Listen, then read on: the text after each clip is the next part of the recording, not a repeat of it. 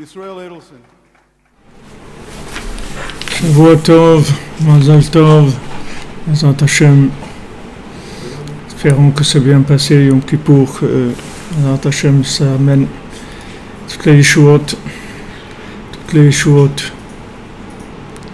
toutes les délivrances. Il faut avoir la Emouna qu'Hashem il a pardonné toutes les fautes, toute l'humanité à Yom Kippour, comme on a vu. Etzem Hayom Hazeh. Le Etzem, l'essence même du jour, elle pardonne les fautes. L'essence même du jour le rapproche d'Hachem. Alors, on va étudier Bezrat Hashem une Torah qui parle du lendemain de Yom Kippour, que le lendemain de Yom Kippour il s'appelle Shem Hashem. Dans le monde en Europe, c'est-à-dire les Juifs, ils appellent le lendemain de Yom Kippour Shem Hashem. Bonjour à tous, merci d'être présents de France, de Belgique, d'Israël. Baruch Hashem. Uniquement le fait qu'on arrive à être réunis, c'est déjà, ça montre que Hashem nous a pardonné nos fautes. Parce que le principal des fautes, c'est la déconnexion. Donc, comme on a vu que le jour de Yom Kippour, on a réparé les connexions. On est passé par la réparation de la connexion par Hashem. Donc, on est tous connectés. Il ne faut pas croire que tout est nouveau. Tout est nouveau. Il y a des changements dans tous les domaines pour le bien. Et on va démarrer une nouvelle année avec extrêmement de Suisse aussi. Je vous avais pas remarqué. Baruch Hashem, voyez. Kibbutz, on est réunis, Baruch Hashem, merveilleux. Alors le lendemain de Yom Kippour, il s'appelle Shem Hashem. En général, c'est-à-dire on étudie tous les ans cette Torah, mais on commence par le début. Donc cette année, on ne va pas commencer par le début parce que ça va faire un peu répétition, toujours le début. C'est Torah Samervav dans la deuxième partie du Likutei Moharan. Ce n'est pas encore traduit en français pour l'instant. C'est dans le deuxième volume du Likutei Moharan. Il s'appelle Likutei Moharan Tinyana, le deuxième partie. Donc Torah Samervav, 66. Donc au début, Rabbeinu amène un exemple de quelqu'un qui avait un cheval qui lui faisait des problèmes. Donc il frappait le cheval. Et il s'est rendu compte que c'est pas ça, qu'en fin de compte ça sert à rien, qu'il se fait mal à la main. Et après il a décidé, il dit la seule chose qu'il peut faire pour que le cheval il soit tranquille, c'est de le tuer. Mais il ne va pas le tuer parce qu'il a un besoin, il a acheté et tout. Donc Rabbeinu ramène cet exemple-là. Il a dit la seule chose qu'il a trouvé comme solution, c'est d'acheter un fusil, de tuer le cheval. Parce qu'il lui fait trop de problèmes. Parce que de le frapper, ça lui fait mal à la main, de trucs, il n'y a que des problèmes. Donc, en fin de compte, il a compris que c'était pas le chemin. Alors, Rabbeinu dit, lorsque quelqu'un il quitte les chemins d'Hachem, alors on ne sait pas comment faire, parce que si maintenant on veut le punir, alors, quand on punit quelqu'un, alors en fait, ça arrive la punition au tzaddik lui-même. La punition vient au tzaddik lui-même, et donc on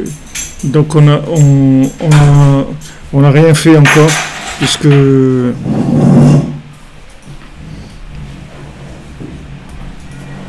si maintenant, quand on punit quelqu'un, alors ça arrive au tzaddik, alors on n'a pas arrangé grand chose, on n'a fait que punir le tzaddik, et en fait on n'a fait que faire mal à Hachem lui-même. Alors il explique pourquoi, parce que le tzaddik, quand on parle de tzaddik Yesod Olam, c'est-à-dire comme Rabbi Nachman, ou les quelques tzaddik Yesod Olam qu'il y a eu dans le monde. Les 5 qu'il y a eu, c'est Moshe Rabbeinu, Rabbi Shimon, le Harizal, le Baal Shem Tov et Rabbi Nachman. Ces 5 tzaddik Yesod Olam, qu'est-ce que c'est tzaddik Yesod Olam? ça veut dire qu'il représente le Yesod HaPashut, c'est-à-dire l'élément simplifié qui contient le feu, l'eau, l'air et la terre. Il y a 4 éléments. Et ces 4 éléments-là, ils sont alimentés par les lettres du Shem Havaya. Et maintenant, il y a un Yesod Pashut, c'est-à-dire une notion que cet élément qui inclut ces 4 éléments-là. Donc, ces 4 éléments viennent du Yesod HaPashut, qui c'est Tzadik Yesod Olam. C'est-à-dire le Tzadik Yesod Olam, il se trouve à l'origine de la révélation du Shem Havaya dans le monde. Et c'est de lui que viennent les 4 éléments. Comme c'est écrit qu'il y a un fleuve qui sort du Éden, du jardin, les Ashkot et Tagan, pour arroser le jardin. Et de là-bas, il se sépare et il devient 4 branches. Alors, qu'est-ce que c'est ce fleuve qui sort du Éden?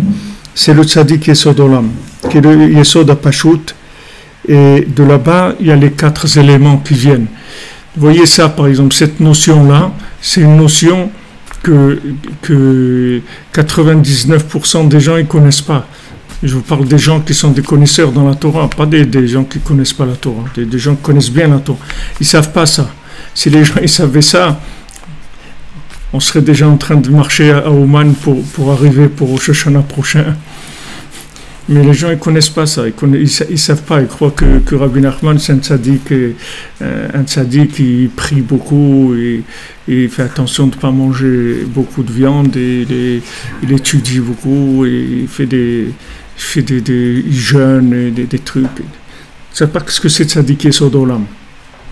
Tzadik Yesod Olam, ça veut dire tout ce qui se manifeste dans le monde comme vitalité divine, ça passe par lui. Après, ça se révèle dans le monde.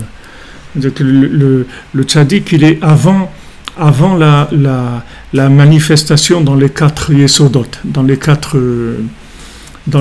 éléments.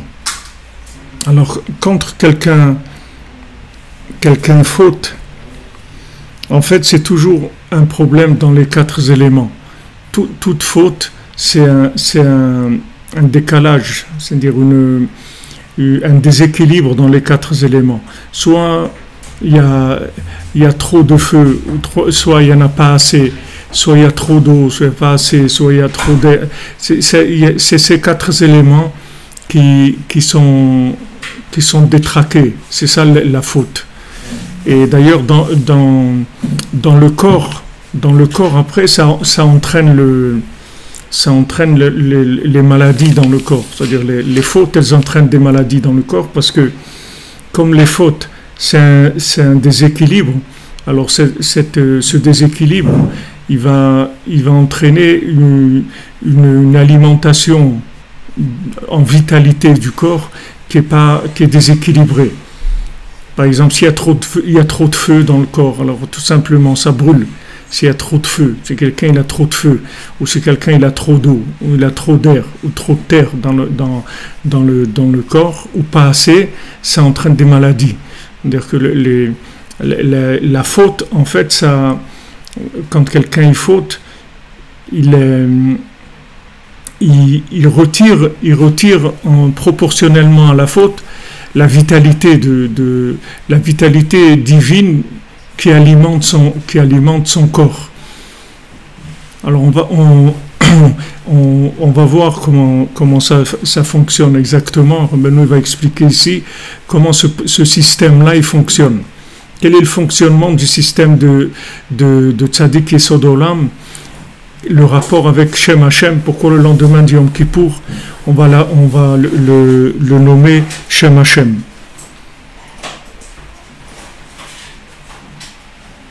Donc maintenant, lorsqu'il y a un principe de punition, si on punit quelqu'un, qu'est-ce que c'est punir quelqu'un? En fait, c'est lui retirer sa vitalité. C'est ça punir quelqu'un. Si on lui enlevait la vitalité, bien sûr, trop de proportion par rapport à la faute. Quand le principe général, c'est le principe de la pauvreté. On dit que, par exemple, un des exemples de ça dans la Torah, c'est quand le fils de Esav, comment il s'appelait, Eliphaz, le fils de Esav, il a été pour tuer Yaakov Avinu. Et qu'est-ce qu'il a fait, Yaakov Avinu? Il lui a donné tout ce qu'il avait, tout l'argent qu'il avait, tout, il lui a tout donné. Et donc il a laissé vivant, il est parti. Pourquoi? Parce que la Torah te dit un pauvre, il est considéré comme mort. Donc le fait qu'il a appauvri, en fait c'est comme s'il a tué, c'est la même chose, puisqu'il a pas de quoi vivre, il n'a pas de quoi se développer, faire ce qu'il a à faire, donc il est considéré comme mort. Mais ce principe de la pauvreté, c'est général dans tout. C'est-à-dire appauvrir quelqu'un mentalement ou lui cacher la vérité, le tromper pour qu'ils ne connaissent pas, qu'ils ne sachent pas la vérité comment elle est, ça s'appelle l'appauvrir. Et ça, en fait, c'est le tuer, c'est ça le tuer, puisque si maintenant quelqu'un ne connaît pas la vérité, donc il va vivre dans un monde qui n'existe pas, dans un monde de mensonges. Maintenant, le fait qu'il vit dans un monde de mensonges, il vit pas. Imaginez-vous, vous avez un faux billet à quelqu'un, d'accord? Maintenant, il a un faux billet. Lui, il croit que c'est un vrai billet, d'accord? Ok. Maintenant, il va tourner dans le supermarché toute sa vie. Il va remplir le chariot, il va prendre des trucs et tout. Et un jour, il va passer à la caisse. Quand il va passer à la caisse, il va donner le billet. On va dire, monsieur, ce billet, il est faux. Il dit, non, mais attendez, il dit, monsieur, si vous insistez, on appelle la police. Parce que c'est des faux billets, ça. On ne vous le rend même pas. On ne peut même pas vous le rendre parce que c'est interdit, c'est des faux billets. C'est la même chose. Quelqu'un qui a vécu une vie qui n'est pas la brioche, qui est à côté, alors il n'a pas vécu. En fait, tu lui as volé sa vie. En fait, il est mort. C'est un mort vivant. C'est pour ça que les Rechaim, Bechayim, Kraimetim, un rachat de son vivant, il s'appelle mort. Pourquoi il s'appelle mort? Tu le vois, il est vivant, il court, il fait des trucs, il bouge, il fait plein de choses. Ah non, il est mort. Pourquoi il est mort? Parce que il n'a pas de vitalité divine. Du moment où il n'a pas de vitalité divine, alors il s'appelle mort. Alors l'appauvrissement, le principe de l'appauvrissement, quand la Torah elle parle de la pauvreté matérielle, elle parle d'un côté de la mort. C'est vrai que quelqu'un qui est pauvre, qui n'a pas de quoi manger et tout, il a toute la tête qui est prise que par ça, et il s'occupe que de ça et tout. Il peut rien faire du tout, il a que ça toute la journée, comment il va avoir un morceau de pain, ça c'est pas une vie, ça s'appelle pas qu'il est vivant, ça s'appelle de la survie physique, c'est tout. Mais là, il n'a pas de tête, il peut même pas réfléchir, il a toute la tête, elle est dans comment il va se nourrir. Alors, cette pauvreté-là, quand elle est étendue à la pauvreté mentale, c'est-à-dire la non-connaissance de la vérité, alors la personne, elle est morte, tout simplement. Du moment où Rabbeinu dit, celui qui ne connaît pas le tzaddik Yesod Olam, c'est-à-dire celui qui n'est pas attaché au tzaddik Yesod Olam, c'est comme un singe, c'est-à-dire il fait semblant de vivre, mais il ne vit pas. Il fait semblant de vivre. Comme tu es petit, on te donne une montre en plastique. Elle a tout de la montre. Il y a tout. C'est-à-dire il y a les aiguilles, elle est en couleur, il y a le bracelet, il y a tout. Mais c'est pas une montre, elle ne marche pas. Il n'y a pas de moteur, il n'y a rien du tout dedans. C'est la même chose. Celui qui ne connaît pas le tzaddik Yesod Olam, c'est-à-dire qu'il n'y a pas une notion qu'il existe un Isha Elohim, un homme divin qui transmet la divinité au monde. Il est en train d'utiliser le monde comme un faux billet, comme quelque chose qui n'est pas vrai. Ils croient parce que tous les gens, ils ont créé un monde virtuel, parce que chacun il essaye de faire semblant par rapport à l'autre que ça marche, tu comprends? Comme celui qui va en vacances quelque part, il faut qu'il dise que c'est bien parce qu'il a payé tout ça. Alors chacun il dit ouais c'est super, c'est super, mais les massés, ça peut ne pas être bien du tout. Mais chacun il essaye de couvrir l'autre en disant que c'est bien, pour que tout le monde ait l'impression de vivre. Alors tous ces morts vivants là. Alors tous ces gens-là, ils disent ouais c'est super, ouais on a fait ça, c'est super, mais ils savent pas que tous ces gens-là, ils se trouvent à des moments dans leur vie en train de pleurer, soit dans leur lit, soit dans le truc, et ils sentent du vide énorme. Mais il faut qu'ils fassent semblant, parce que sinon ça va être une catastrophe. Ça va être une catastrophe. Tu vas avoir affaire qu'à des dépressifs, des gens qui n'ont plus envie de faire quoi que ce soit. La seule vitalité, la seule vie, c'est la vie qui vient du nom d'Hachem. Le nom d'Hachem. Hachem, il a créé tout le monde avec son nom. Tout ce qu'il y a dans le monde, c'est le nom d'Hachem.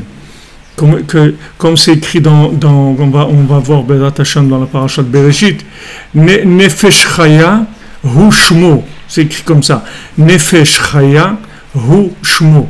Une âme vivante, c'est le nom. C'est le nom d'Hachem, c'est le nom du tzaddik, et c'est le nom de la personne. Tous ces noms-là, c'est la démultiplication de la vitalité. Normalement, le monde entier, c'est que le nom d'Hachem, c'est tout. Maintenant, pourquoi Hachem il a créé des éléments qui habillent le nom d'Hachem? C'est pour permettre à l'homme d'avoir quelque chose d'accessible, de facile. Normalement, dans le monde d'Hachem, il n'avait pas besoin de créer le feu, l'eau, la terre et l'air. Il aurait pu laisser que Yesod HaPashut, Tzadik Yesod Olam. Pourquoi le Tzadik qui dit « moi ça suffit » Parce que n'importe quoi que vous allez faire dans les 4 éléments, que vous allez faire du grabuge là-bas, de toute façon ça va venir chez moi. Et moi, tous ces éléments-là, je les ramène vers un élément simple et tout va être réparé. Donc quand Rabbi Nachman a dit j'ai fini déjà, ça veut dire que Bémet il a fini. Seulement comme il veut que les gens y participent, ils fassent quelque chose pour leur bien, que les gens y participent, alors il laisse les 4 éléments dans le libre arbitre de la personne. Mais dans le monde, normalement, il n'y a que le nom d'Hachem. Et Hachem, il a habillé son nom dans des éléments pour que ça soit accessible à l'homme, qu'il puisse avoir le libre arbitre, qu'il puisse choisir, qu'il puisse avoir aussi des angles différents de lumière dans la matière. Mais si tu remontes tout ça à l'origine, c'est le Shem Havaya, c'est le Shem Yud Kei Vav Kei. Et si tu remontes le Shem Yud Kei Vav Kei, tu vas trouver le Tzadik Yesod Olam, qui est à l'origine de la manifestation du Shem Hashem. Parce que même le nom d'Hachem, il ne faut pas oublier que le nom d'Hachem, ce n'est pas l'essence d'Hachem. C'est une appellation, ce n'est pas l'essence d'Hachem. L'essence d'Hachem, tu peux même pas savoir, imaginer ce que c'est. L'essence d'Hachem, elle ne se manifeste pas ici. C'est impossible qu'elle se manifeste dans ce monde, l'essence d'Hachem. Ce qui se manifeste dans ce monde, c'est que le Shem Hashem. Maintenant, le plus grand niveau de manifestation du Shem Hashem, c'est Yud Kei Vav Kei. Après, ça descend vers d'autres Shemot, d'autres noms qui sont plus proches de la matière, qui sont des vêtements plus épais. Tu peux arriver au Shem Elohim, tu as le Shem Membet, tu as le Shem Ain Bet, tu as des Shemot, beaucoup de Shemot d'Hachem, que ces noms-là, ce sont des vêtements qui sont plus épais. Mais le vêtement le plus fin qu'il y a, c'est Yud Kei Vav Kei. Et maintenant, avant le Shem Yud Kei Vav Kei, tu as Tzadik Yesod Olam, qui est Yesod HaPashut, c'est-à-dire qui est l'élément simplifié qui inclut les 4 éléments. Donc maintenant, ce qui à l'origine du monde, en fait, c'est le nom d'Hachem. Et dans chaque chose, l'appellation de la chose, c'est ça sa vitalité. Quand tu appelles quelqu'un, tu appelles quelqu'un, tu dis Yaakov. Alors, pourquoi il s'appelle Yaakov? Parce qu'il est Yaakov. Dans ce nom-là, Yaakov, tu vas le trouver, c'est son programme. Il s'appelle Yaakov, c'est un programme qui s'appelle Yaakov. Un programme de vitalité divine qui s'appelle Yaakov. Et tous les Yaakov, ils sont pareils, ils ont une base qui est pareille. Tous les Yitzhak, ils sont pareils, tous les Abraham, ils sont pareils, tous. Ça ne veut pas dire qu'ils sont pareils à 100%, ça veut dire que la base de programmation qu'ils ont, elle est pareille. Tu ne vas pas trouver un Abraham qui est quelqu'un de dur, par exemple. Comme tu ne vas pas trouver un Yitzhak qui est quelqu'un de gentil. Les Yitzhak, ils sont durs. Les Abraham, ils sont gentils. C'est comme ça, c'est tout. Maintenant, après, il peut aller contre son nom, il peut faire ce qu'il veut. Mais ça, c'est la base, comment il est. C'est-à-dire, son nom, c'est le programme qu'il a, la vitalité divine, comment il la reçoit. Alors maintenant, tous les éléments du monde, ils ont un nom, une appellation. Tout ce qu'il y a dans le monde, c'est une appellation. Quand tu dis Shemesh, le soleil, Levana, la lune. Maintenant, quand tu dis Levana, par exemple la lune, alors c'est une formule de lettres qui sont de la divinité, que cette formule-là d'assemblage, elle donne la lune. La lune, elle est la lune parce qu'elle s'appelle Levana. C'est ça qui fait qu'elle est la lune. La lune, c'est la manifestation matérielle du nom Levana. Si maintenant Hachem il change une lettre, alors la Levana, elle n'est plus la Levana. Ça va être autre chose. Tu peux pas dire la Levana, c'est l'appeler autrement. Tu peux l'appeler la lune, tu peux l'appeler comme tu veux, mais c'est pas des noms de vitalité. Ça, c'est des noms d'image. C'est des noms imagés. C'est pas des noms de vitalité. Les noms de vitalité, c'est en Lashon HaKodesh. C'est le nom de la vitalité de la chose. Donc quand tu dis Levana, elle reçoit du nom d'Hachem une certaine formule de vitalité qui donne la création de cette chose-là. C'est pour ça que Rabbeinu rapporte dans l'Écoute Moharan que quand quelqu'un y faute, en fait, qu'est-ce qu'il fait? Il mélange la formule des lettres de la chose. Hachem, il a créé le monde avec un ordre, c'est-à-dire il a appelé ça comme ça, ça comme ça, ça comme ça. D'accord? Maintenant, quand maintenant tu as une attitude par rapport à quelque chose, c'est comme si tu appelles la chose par son nom. Maintenant, quelqu'un il s'appelle Yaakov, d'accord? Tu peux l'appeler comme tu veux.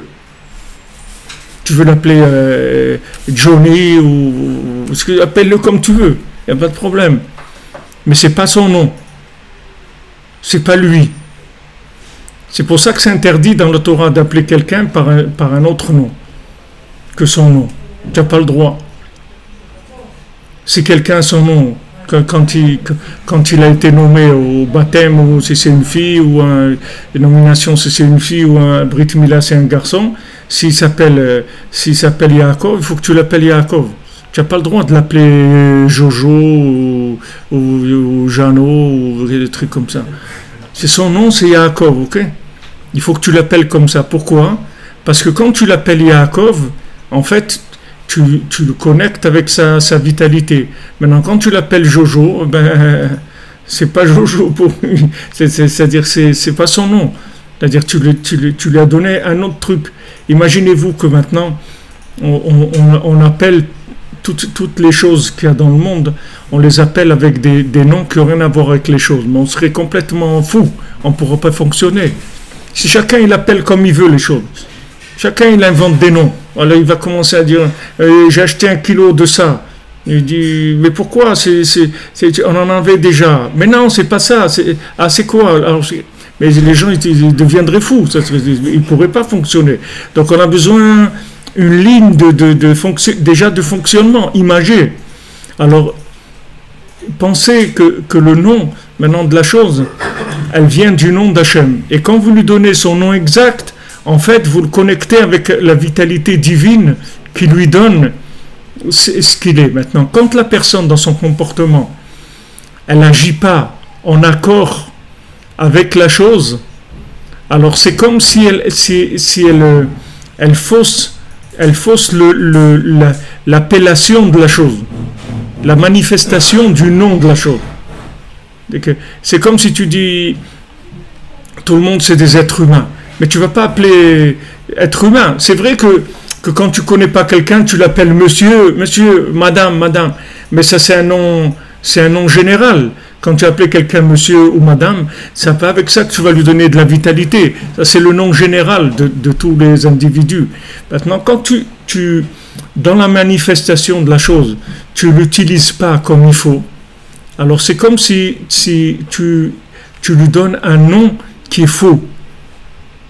Parce que c'est pas pour ça qu'Hachem il a créé. C'est-à-dire que maintenant, Hachem il a créé cette chose-là pour qu'elle soit utilisée comme il t'a demandé de l'utiliser. Maintenant, si tu changes l'utilisation, tu vas contre la volonté divine, en fait, tu détruis le nom de la chose et tu fabriques un nom qui est un nom complètement inventé. Et ce nom-là, il trouble beaucoup les éléments. Ça va troubler beaucoup les éléments, ce nom que tu vas le donner. Parce que du moment où tu vois, c'est comme si quelqu'un, tu l'appelles par un autre nom. Ça le trouble parce que c'est pas son nom. Alors, il doit faire un effort de recadrer les éléments. On disait, ouais, il m'appelait comme ça, mais en fait, c'est pas comme ça que je m'appelle. Moi, je m'appelle comme... C'est-à-dire, tout le temps, il faut qu'il s'habitue à ce nom-là. Alors, quand tu utilises le monde pour quelque chose qui n'est pas la volonté divine, c'est-à-dire que le nom d'Hachem, il n'est pas en accord avec le nom que tu as donné, alors en fait tu détruis la chose. Tu détruis la chose parce que la formule tu la changes. C'est comme quelqu'un, il a la formule de la bombe atomique, il dit attends, je vais changer 2-3 trucs, je vais enlever ça, je vais mettre un peu plus de ça, et il risque de faire des choses qui sont très bizarres. C'est-à-dire que, par exemple, quand ils veulent jouer sur les gènes des choses, ils veulent jouer sur les gènes des éléments, ils peuvent créer des monstres. C'est-à-dire parce que quand tu assembles les éléments, tu joues avec ça, tu peux créer des monstres. Parce que la personne, voilà, les gènes sont comme ça. On ne peut pas jouer avec ces choses-là. À moins qu'il y ait une connaissance bien maîtrisée, etc. Alors, il n'y a pas de problème. Mais il faut que ça soit en accord avec comment Hachem il a fait la chose. Donc, quand quelqu'un est faute, en fait, il change la formule, pas chimique, mais la formule spirituelle de la chose. Donc, il rend la chose complètement dingue par rapport à ce qu'elle est. Elle est plus qu'elle est. Elle est plus qu'elle est. Il a complètement déformé. Quand il la déforme, après, ça donne des monstruosités, ça donne des choses terribles. C'est pour ça que la plupart des gens, ils sont fous, ou ils ont des comportements qui sont pas normaux. Pourquoi? Parce que comme ils se sont comportés par rapport à beaucoup d'éléments de façon fausse, alors ils ont faussé les formules des éléments avec lesquels ils sont en rapport. Et ça donne que les éléments qui les entourent, ils sont dingues, ils ne fonctionnent pas normalement. Mais si tu respectes le nom de chaque chose, c'est-à-dire sa formule comme elle est, c'est-à-dire dans la volonté d'Hachem, tout le monde entier il est parfait, il a aucun problème.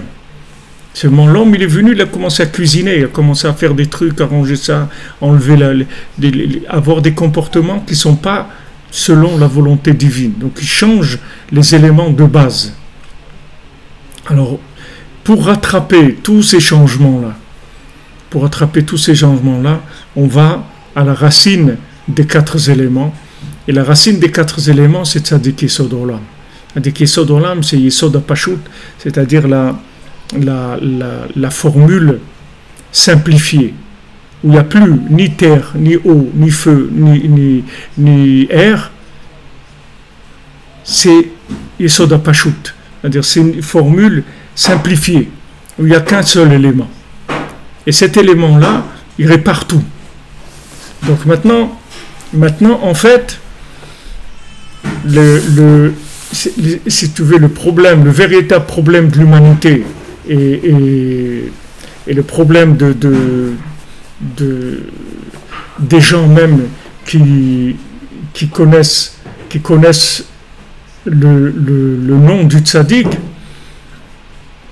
en fait c'est comment ils considèrent le nom du tzaddik. C'est-à-dire, comment ils considèrent le tzaddik? Ça représente quoi pour eux, le tzaddik? Comme je vous ai dit à Ouman, si vous croyez que le tzaddik, c'est un homme qui fait des bénédictions, alors vous ne rentrez pas dans tzaddik Yesod Olam. Parce qu'un tzaddik qui fait des bénédictions, c'est un tzaddik qui sait cuisiner, qui sait jouer avec les 4 éléments. C'est-à-dire qui sait jouer avec les 4 lettres du nom d'Hachem. Il sait faire des assemblages avec, et il peut produire de la bénédiction. Il peut te donner une bénédiction pour que tu te maries, pour que tu aies un enfant, pour que tu aies de la parnassa, pour que tu aies de la refoua. Mais il travaille toujours dans les 4 éléments. Et c'est le fait qu'il travaille dans les 4 éléments. Si maintenant tu fais quelque chose qui va bouger dans les 4 éléments, tu peux arriver à perdre cette bénédiction-là. Parce que cette bénédiction, elle était temporaire par rapport à la situation de ces 4 éléments-là. Mais quand le tzaddik, il donne une bénédiction, c'est pas une bénédiction. C'est que lui, il peut créer la chose même si elle n'existe pas, Bichlal. C'est-à-dire qu'il peut te changer complètement, même si tu as aucun élément de cette chose-là. Il peut te le fabriquer. Parce que lui, il ne travaille pas avec les éléments existants. Il travaille avant que l'élément, avec un élément qui est une matière première, qui est avant que la chose elle existe. Maintenant, tout va dépendre comment toi tu le considères, c'est tout. C'est la seule chose qui va lui permettre d'intervenir.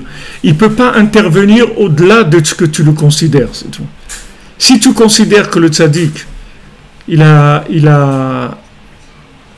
le pouvoir de te changer complètement, alors il va te changer complètement.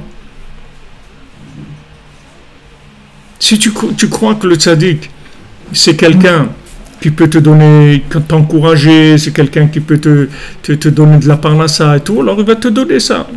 Mais ça ne va pas te changer ta vie essentiellement. Tandis que le tzaddik, lui, peut te changer essentiellement. Essentiellement. Même ton âme, il peut te la changer. Il peut tout changer. Il peut te changer complètement. Parce que là où il est, il n'y a pas de forme. Il n'y a aucune forme. Il peut tout changer. Tu vois, dans les 7 mendiants, quand le premier mendiant qui monte dans la mémoire, il y a celui qui se rappelle quand il était enfant. Oui, c'est sûr, vous avez raison. Le plus dur, c'est de ne pas avoir conscience de ça. Ça, c'est vadaï, c'est le plus dur. C'est qu'on essaye de faire. Tout ce que j'essaye de faire, c'est essayer de faire grandir la conscience. Alors, vous prenez dans les 7 mendiants, dans le conte des 7 mendiants, le premier mendiant, du zikaron, de la mémoire. D'accord? Tu vois, il monte dans la mémoire. Alors, il dit, voilà, lui, il se rappelle du jour où il est né. Waouh, c'est super, il se rappelle. Après, il dit non, moi je me rappelle. Un autre, il dit non, moi je me rappelle quand j'étais dans le ventre de ma maman. Waouh, très grande mémoire. Il dit non, moi je me rappelle de la semence dans le cerveau de mon père, avant qu'il s'accouple avec ma mère. Waouh, quelle mémoire extraordinaire. Et un vient et il dit, moi je me rappelle de tout et je me rappelle de rien. Ah, il dit, ça c'est le plus grand. Pourquoi il se rappelle de tout, il se rappelle de rien? Parce qu'il est là. Il est tzaddik et sodolam. Il ne peut pas se rappeler de quelque chose puisqu'il n'y a rien.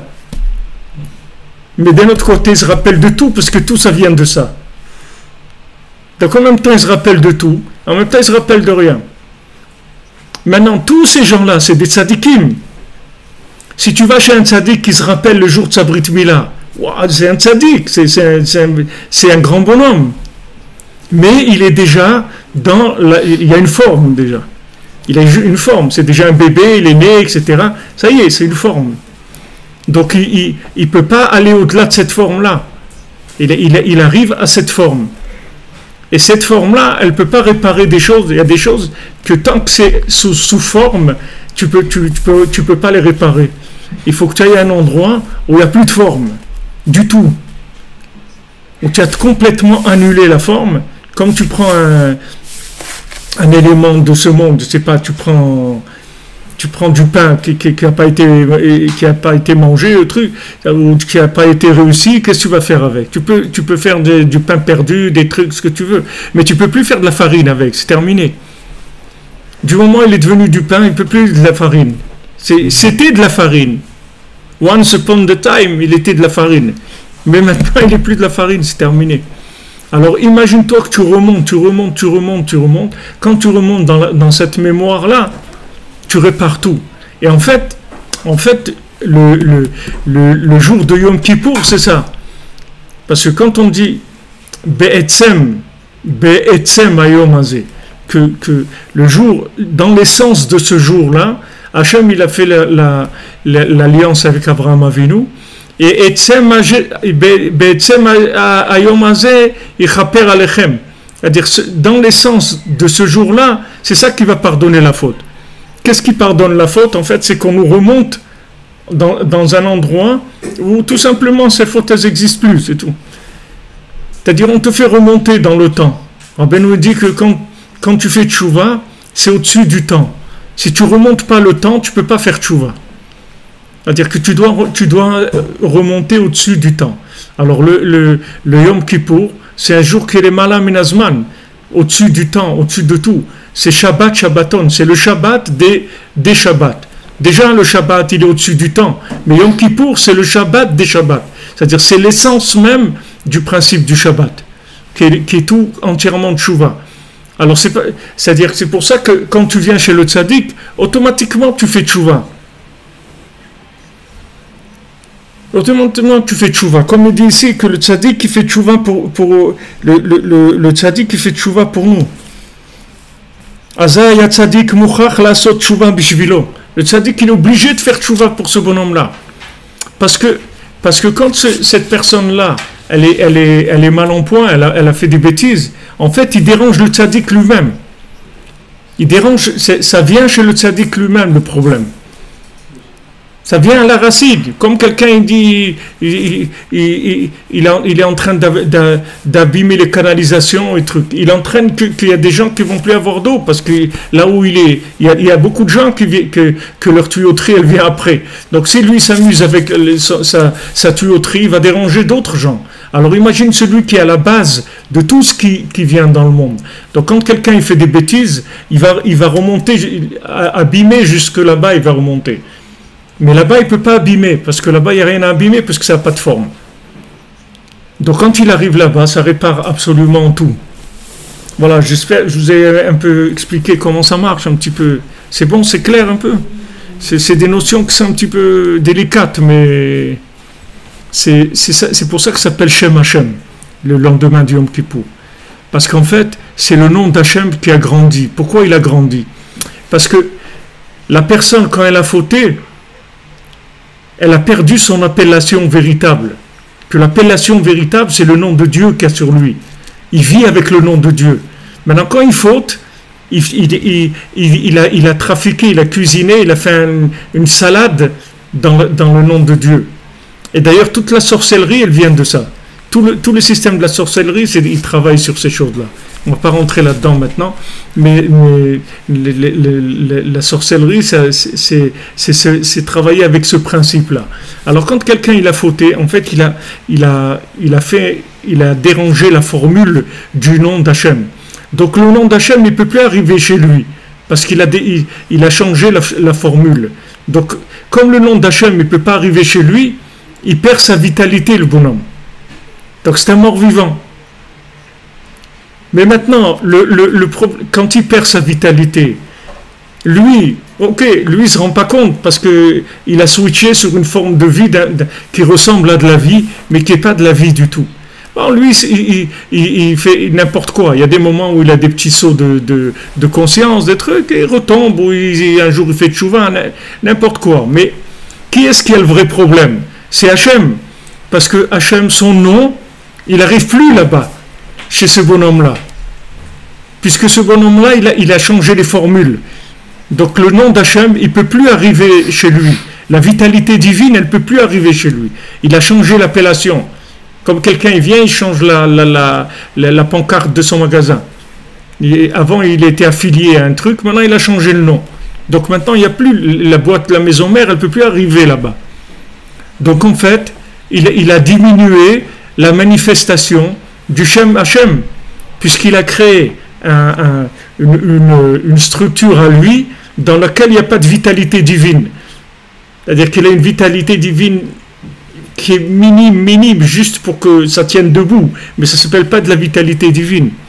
Comme si tu disais un pauvre, c'est vrai, voilà, il a une tranche de pain. Bon, qu'est-ce qu'il faut pour pas crever? Bon, il faut 2 tranches de pain par jour, voilà, encore prendre 2 tranches de pain par jour.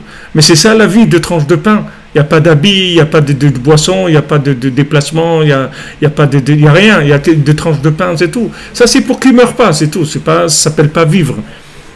Ça s'appelle pas vivre. C'est juste pour pas qu'il se détruise physiquement. Donc c'est la seule vitalité qui lui reste, mais on n'appellerait pas ça de la vitalité. Donc en fait, la vitalité divine, elle n'arrive plus à lui.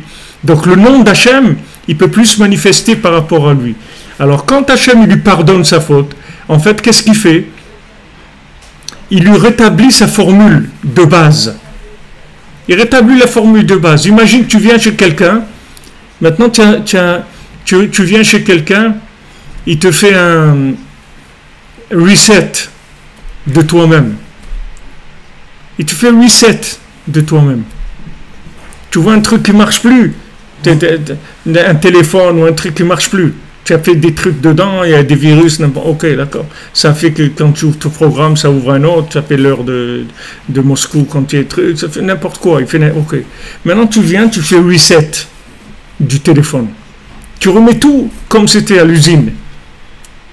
Tu reformates tout usine. Donc maintenant tu es revenu au Shem Hachem, comme la chose elle fonctionnait avec le Shem d'Hachem. Alors voilà pourquoi ça s'appelle Shem Hachem, le lendemain du Yom Kippour. Parce que du moment où Hachem il nous a pardonné nos fautes, en fait c'est son nom qui a grandi. Puisque le Yom Kippour c'est un reset. Donc tu fais un reset, le bonhomme il revient à la formule de base. Tu sais combien de gens ils aimeraient sur Terre qu'on leur fait un reset? Il y a beaucoup de gens, ils auraient aimé ça. Ils auraient aimé vraiment d'avoir un reset dans leur vie. Parce qu'ils sont tellement perdus, ils ont tellement trafiqué, tellement bricolé, tellement arrangé, mis des choses, des trucs. Là, ils ne savent même plus comment ils s'appellent. Comme on dit, la personne, elle s'est tellement perdue, elle ne sait même plus comment elle s'appelle. Même plus comment elle s'appelle, tellement il y a eu des bilboulim et des bilboulim, il est passé par des trucs à chaque fois. Il y a eu des inversions de formules et des trucs, la personne elle est paumée complètement. En fait, quand tu viens chez le tzaddik, tu fais un reset. Il te fait un reset. Il te remet tout comme c'était à l'usine. Tu redeviens d'usine. C'est pour ça qu'il répare tout ce qu'il y a avant toi. C'est pour ça qu'il répare les parents, les grands-parents jusqu'à Adam Arishon. Parce qu'il te fait reset du point de départ de ta neshama quand elle est sortie d'Hachem. Quand elle est sortie de Dieu, ton âme, il te ramène à ce niveau-là. Il te fait un reset complet. Après, il faut juste dans ta tête et tout, tu lâches tes habitudes et tout pour que tu vives maintenant que tu vives par rapport à quelque chose qui a été complètement, comment ça se dit reset en français? Mise à jour. Hein? Mise à jour. Non, pas mise à jour. Formaté. Quoi, vous savez pas parler le français non plus? Bon, moi je croyais qu'avec moi. Reset. Hein? Reset. Non, il y a un truc en français, non? Reset, ça veut dire en fait, en fait, le mot reset. Réinitialiser. Hein? Réinitialiser. Voilà, réinitialiser. Merci pour ceux qui nous ont donné la réponse. Voilà, réinitialiser, revenir à ce qu'on était initialement. Imaginez-vous quelqu'un, il vous réinitialise avant que vous commencez à vivre, Bichlal, à exister, à exister dans ce monde, avant que vous ayez une forme. Et on est passé par des formes, hein, dans ce monde. La tchouva, c'est une sorte de Jadek, en fait. Hein? La tchouva, on peut dire que c'est une forme de Jadek ou... Ouais, la tchouva, c'est ça. Mais il faut arriver. Ça a des inconvénients. Mais il faut remonter à la vraie tchouva. C'est-à-dire, il faut remonter à la tchouva jusqu'à Adam Arishon. Si tu fais tchouva juste sur maintenant, ce que tu as fait là, cette année, c'est-à-dire tu restes avec un truc bancal. Tu as arrangé des choses, mais c'est combien de réincarnations qu'on a eu et tout. Il y a du travail, c'est-à-dire pour faire tchouva. C'est pour ça qu'il te dit que tu peux pas faire tchouva, parce que c'est impossible. C'est impossible. Il y a trop d'accumulation il y a eu trop de mélanges. Trop de mélanges. Alors tous ces mélanges-là, il faut les remettre en place. En fait, ce que Rabbeinu fait à Rosh Hashanah, c'est ça, parce que chacun qui vient, il représente une formule. Donc tous ces gens-là, de toutes ces formules-là, il les prend, et avec ça, toutes ces formules-là, il peut réparer tout. En fait, même les gens qui ne sont pas là à Rosh Hashanah, il peut les réparer. Parce que comme il a tellement de monde qui sont là, il a 100 000. Alors disons que tu prends la formule de chacun. Comme tous ces gens-là, ils viennent pour être chez Rabbi Nachman à Rosh Hashanah. C'est pour ça qu'ils viennent. Parce que Rabbi Nachman il a dit il faut venir chez moi à Rosh Hashanah. C'est tout. Tout le reste après c'est des détails. Mais il a dit il faut venir chez moi à Rosh Hashanah. Prier, pas prier, manger, pas manger, dormir, pas dormir, il faut venir chez moi à Rosh Hashanah. Ok? Tu viens chez lui à Rosh Hashanah.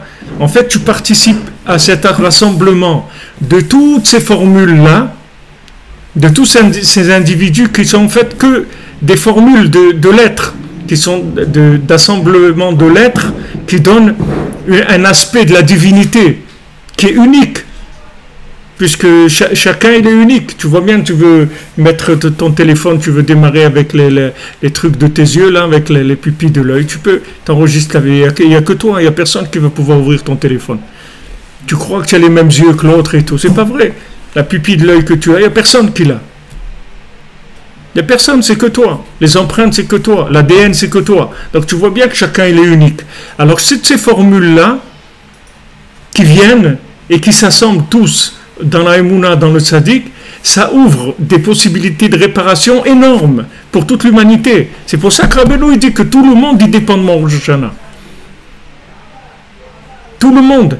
Et si quelqu'un qui avait la possibilité de venir, ou qui a l'habitude de venir, et il n'est pas venu, il vaut mieux pas qu'il sache ce qui s'est passé par le fait qu'il n'est pas venu, parce que s'il voyait ça lui casserait le moral, mais complètement. Ça lui casserait le moral, et il serait cassé, parce qu'il va voir qu'est-ce que s'il était venu, ça rajoute des milliards et des milliards, une personne, ça rajoute plus que des milliards, tu peux même pas dire les chiffres.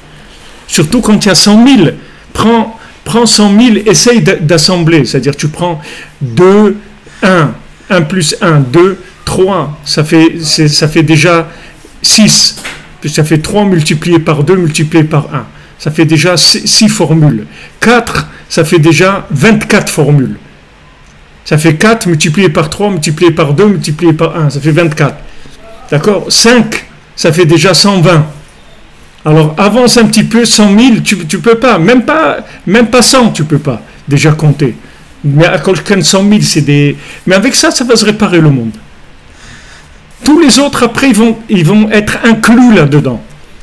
C'est-à-dire, du moment où j'ai la possibilité d'intervenir sur le changement de formule qu'il a fait le bonhomme, avec sa formule renouvelée, réinitialisée, ça y est, j'ai même pas besoin de lui.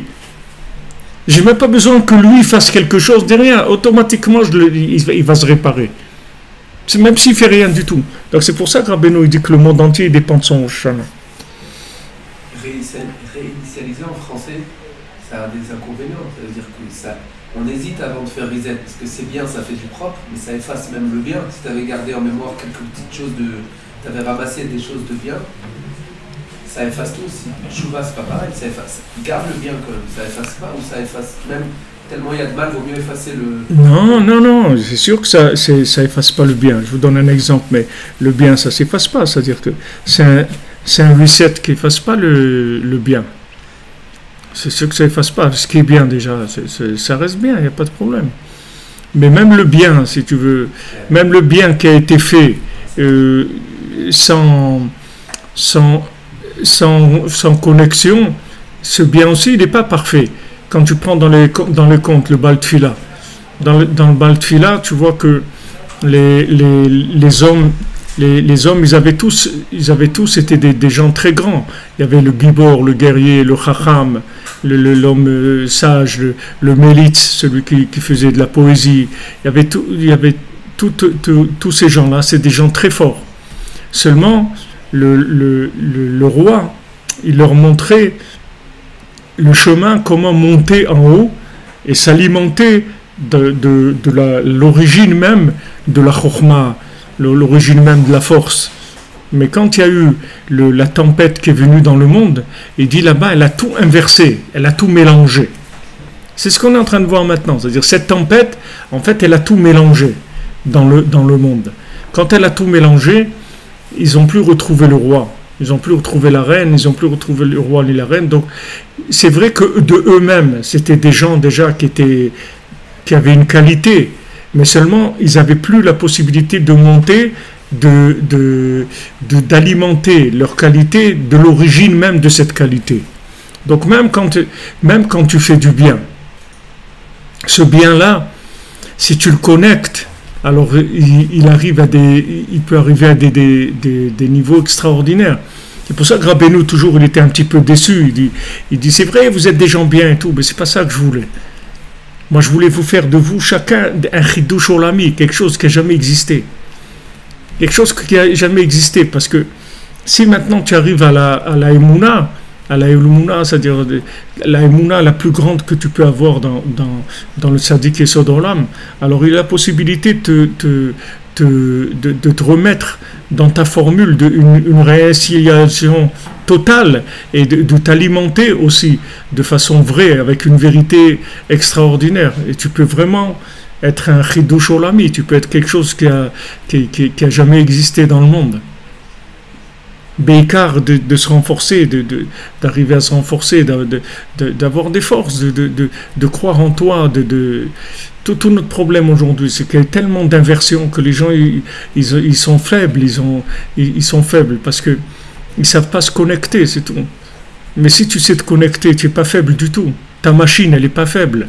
Ton cerveau, il est pas faible. Ton cœur, il est pas faible pour se brancher. Seulement, il n'est pas branché, c'est tout. Il y a un Rav qui a dit que comment Moshe Rabbeinu, il était humble. C'était l'homme le plus humble qu'il y avait sur la terre. Comment c'est possible qu'il avait cette humilité? Moshe Rabbeinu, c'était un homme chacham, connaissait plus que tout le monde. C'était un roi, c'était un Kohen, il était riche. Comment avec tout ce qu'il était, comment il avait cette humilité-là? Il dit, comment il était humble? Parce que lui, il a vu toutes les générations, ce qui allait se passer. Et quand il a vu nos générations à nous, Et quand il a vu des gens comme nous, tellement détruits, tellement fous, et qu'on arrive à se renforcer, à faire des choses, il a vu que ça dépasse tout. Alors c'est ça qui l'a rendu humble. Et quand il nous a vus, c'est ça l'a rendu humble.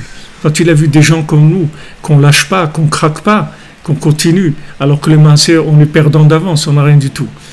On n'a rien. Qu'est-ce qu'on va arriver? Tous les gens bien, ils sont derrière nous. Devant les règles de chaque jour, c'est pire. Ce que tu vois tous les jours, c'est pire. C'est-à-dire, tous les jours, tu vois des trucs pires que tu ne peux même pas imaginer que ça allait arriver. C'est-à-dire, il y a un tel renouvellement dans la folie, dans le mal, il y a tel de chidushim, c'est-à-dire des choses nouvelles, tu ne peux même pas les imaginer. Mais Rabbeinu, il te dit, voilà, c'est vrai que ce que tu vas voir avec tes yeux, ça va te rendre fou, comme c'est écrit dans les clalotes. Il dit que tu vas être fou de ce que tu vas voir. Ok, mais ne regarde pas ce que tu vois avec tes yeux. Connecte-toi, tu vas voir d'autres choses, tu vas voir un autre monde complètement. Ça, c'est le monde pour des gens qui ne sont pas connectés. Mais quand tu vas te connecter, tu vas voir un autre monde. Tu vas voir un monde avec du bien, avec des choses extraordinaires. Il faut te connecter. Alors, mon cher Rabbeinu, il a vu ça, il a vu des gens comme nous. Il a dit, c'est ça qui l'a rendu humble. Parce que Bémet, il n'avait rien pour être humble. Tous les éléments qu'il avait, c'est de l'hyper réussite. Mais quand il a vu des gens comme nous, pas réussis du tout, au contraire, des bras cassés, des gens comme ça, tellement plein de contradictions, de trucs, et qu'on continue à y croire, on essaye de faire ça, il dit ça dépasse tout. Ça l'a rendu humble. C'est ce qu'ils ont dit les balais moussard, ceux qui ont écrit des livres de moussard, des livres de morale, que chez Baïm la Tzadik Vororim Moto, quand on vient chez le Tzadik et on le voit, comme c'est écrit, tes yeux, ils voient ton maître. Raoul Shim Tzaet Atzmo Betoch Tzadik. C'est Raoul, normalement, il doit se trouver lui-même dans le tzaddik. Quand tu vois le tzaddik, il doit se trouver lui-même dans le tzaddik. Chez Istakel Be'atzmo al kol midot, c'est-à-dire qu'il voit toutes les midot, comment elles sont, toutes ces mesures, c'est-à-dire toutes ces 4 éléments chez lui, comment ils sont équilibrés, comment ils sont réglés. Erhu oches baem, où il en est, à l'idée riyat pnei tzaddik, par le fait qu'il voit le visage du tzaddik. Parce que toutes les midot, elles viennent des 4 éléments, du feu, de l'air, de l'eau et de la terre. C'est de là où viennent tous les éléments. Il y a une Torah dans l'Écoute Moran, on avait parlé déjà, que le feu, ça donne la colère, l'eau, ça donne le plaisir, l'air, ça donne la parole, chaque chose, la terre, ça donne la tristesse. Et avant, Rabbeinu, il classifie les éléments par rapport les midot par rapport à leurs éléments. Kamova, Valken, Kamova, peut-être que c'est ça qui rapporte ici, Mishmat Chassidim, voilà, Torah Dalet. Si vous voulez voir ça, c'est dans la Torah 4, dans l'Écoute Moran au début, ceux qui ont l'Écoute Moran traduit en français, alors dans la Torah 4, le passage 8, vous avez l'explication de ça, du rapport entre les éléments et les midot. C'est pour ça que quand il voit le tzaddik, que ce tzaddik c'est Yesod HaPashut, c'est-à-dire c'est l'élément simplifié, que de lui viennent les 4 éléments.